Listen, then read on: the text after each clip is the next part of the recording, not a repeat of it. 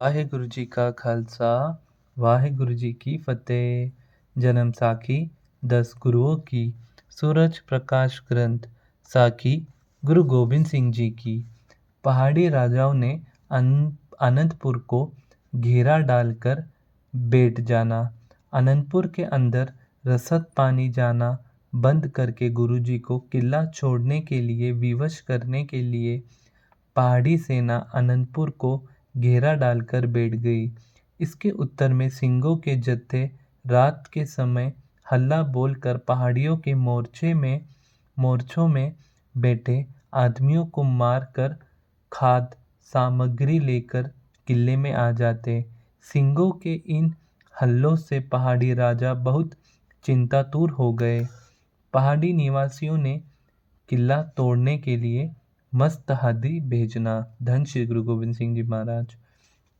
इसी तरह जब एक महीना व्यतीत हो गया तो पहाड़ियों ने केसरी चंद जसवलिया का परामर्श मानकर एक मस्त हाथी को बहुत शराब पिलाकर किले का दरवाजा टाकर मारकर तोड़ने के लिए भेजा तथा हाथी के पीछे राजाओं की विशाल सेना भेज दी। जब किले का दरवाजा टूट जाएगा तो अंदर जाकर सिंहों की मार काट कर देंगे तथा गुरुजी को पकड़ कर ले जाएंगे। इस बात का जब गुरुजी को पता चला तो आप जी ने भाई दूनी चंद को हुक्म दिया कि तुम आगे होकर इस हाथी का मुकाबला करके इसको पीछे भगा दो। दूनी चंद भले शरीर से बहुत मोटा था परंतु भीरू प्रवृत्ति होने के कारण डर कर रात को किले की दीवार को फाड़ कर भाग गया। धूनी चंद का इस तरह दौड़ जाना सुनकर गुरुजी ने भाई विचित्र सिंह को हाथी से टक्कर लेने की आज्ञा दी। धन श्री गुरु गोबिंद सिंह जी महाराज। भाई विचित्र सिंह ने हाथी को भगा देना। भाई विचित्र सिंह गुरुजी की आज्ञा का पालन करता हुआ नेजा लेकर घोड़े पर सवार होकर तैयार हो गया।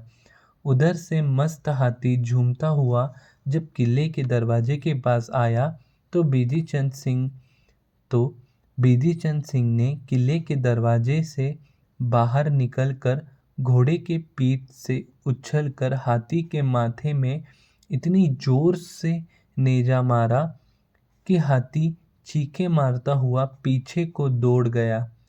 पहाड़ी सेना के अनेक योद्धा इस तरह बेतहाश भागते जाते हाथी के पैरों के नीचे आकर मारे गए।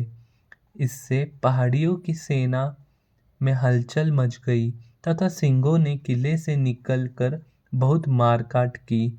इस मुठभेड़ में ही भाई उदय सिंह ने राजा केसरी चंद का तलवार से सिर काटकर नेजे के ऊपर टांग कर गुरुजी के चरणों में आ रखा।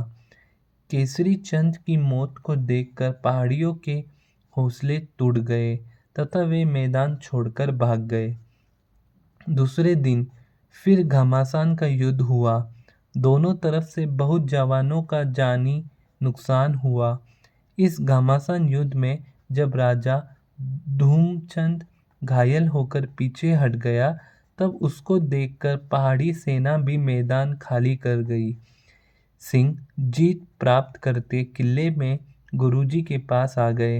गुरुजी सिंहों के ऊपर बहुत प्रसन्न हुए तथा उन्हें शाबाश देकर बहुत खुशी मनाई।